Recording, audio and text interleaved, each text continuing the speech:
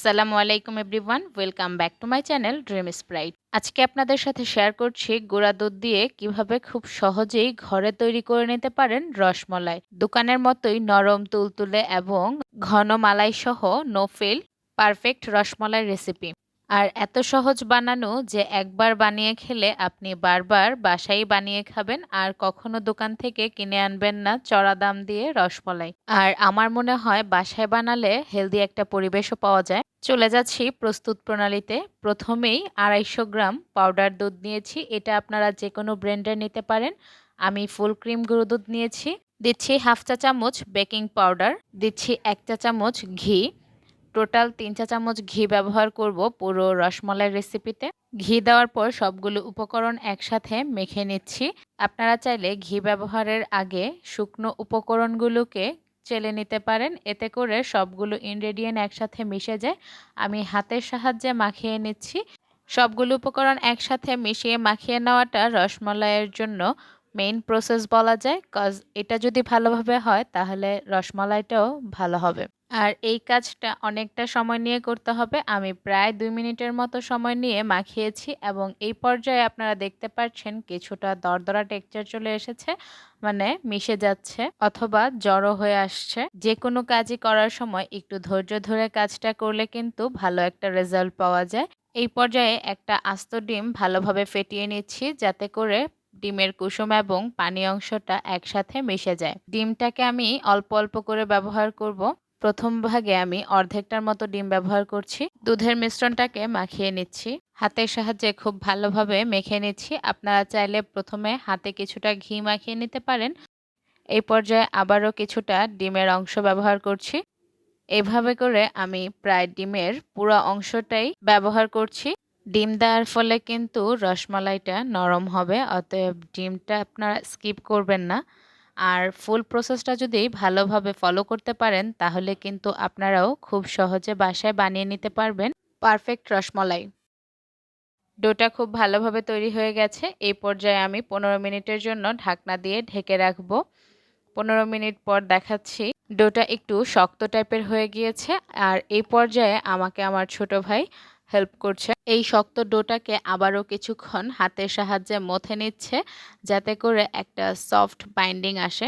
আর রসমালাই বানানোর ক্ষেত্রে কিন্তু এই পর্যায়ে মথে নেওয়াটা খুবই ইম্পর্টেন্ট। যদি ভালোভাবে মথে না নেন তাহলে রসমালাইয়ের মিষ্টিগুলো ফেটে ফেটে যাবে এবং এর ভিতরটা শক্ত হয়ে যাবে।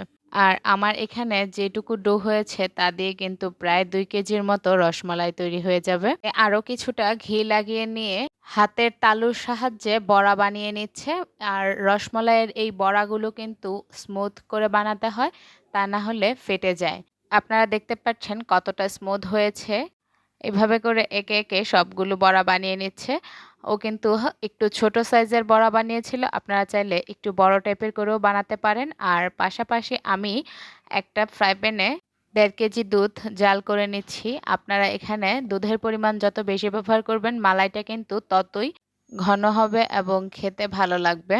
আপনারা চাইলে এখানে কনডেন্স মিল্ক ব্যবহার করতে পারেন, তবে আমি লিকুইড দুধের পরিমাণটা বেশি ব্যবহার করেছি।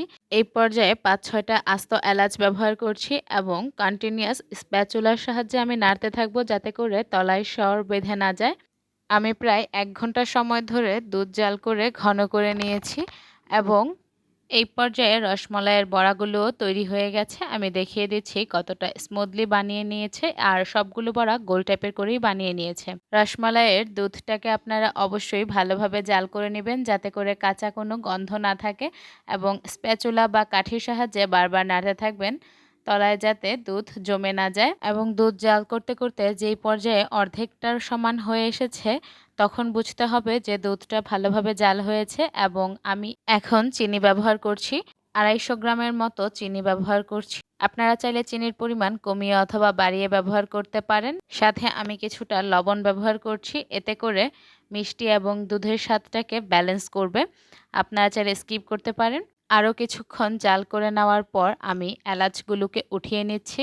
এলাচগুলো বেশি সময় ধরে রাখলে এলাচের স্মেলটাতে ছড়িয়ে যাবে। আমি এখানে জাস্ট কাঁচা স্মেলটা রাখার চেষ্টা করেছি।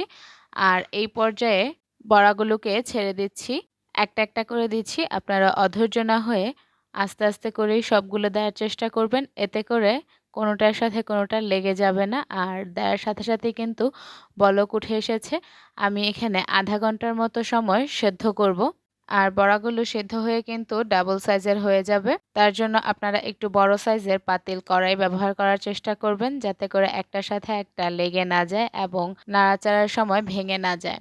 অনেকেরই কমন একটা প্রবলেম থাকে, ডিমের স্মেলটা থেকে যায়। এর জন্যই কিন্তু আপনারা এলাচটা থেতো করে ব্যবহার করতে পারেন, এতে করে ডিমের কাঁচা স্মেলটা চলে যাবে। এবং রসমালাইয়ের বড়াগুলো সেদ্ধ হতে হতে কিন্তু দুধটাও প্রায় ঘন হয়ে গিয়েছে এবং কিছুটা হলুদ টাইপের হয়ে গিয়েছে। 100% কুমিল্লার রসমালাই না হলেও কিন্তু স্বাস্থ্যসম্মত একটা রসমালাই বাসায় বানিয়ে খেতে পারেন আপনারা। রসমালাইটা বানানো প্রায় হয়ে গিয়েছে। এখন আমি আর 10 মিনিট সময় ঢাকনা দিয়ে ঢেকে রাখছি। রসমালাইগুলো বানানো হয়ে গিয়েছে, আমি আপনাদেরকে দেখিয়ে দিচ্ছি এবং একটি প্লেটে নিয়ে কেটে দেখাবো কতটা সফট হয়েছে ভেতর থেকে। পাশাপাশি আমি চুলাটাকে একেবারে বন্ধ করে দিচ্ছি। এর প্রায় 2 ঘন্টা সময় পর বাটিতে সার্ভ করে নিচ্ছি। আপনারা দেখে বুঝতে পারছেন আমার রসমালাইটা একেবারে তৈরি করা হয়ে গিয়েছে এবং ট্রাস্ট মি, রসমালাইগুলো খেতেও অসাধারণ হয়েছে। যতটা নরম হয়েছে ততটাই ঘন সুস্বাদু মালাই হয়েছে। ভিডিওটা ভালো লাগলে অবশ্যই লাইক, শেয়ার, সাবস্ক্রাইব করে পাশে থাকবেন। ধন্যবাদ সবাই।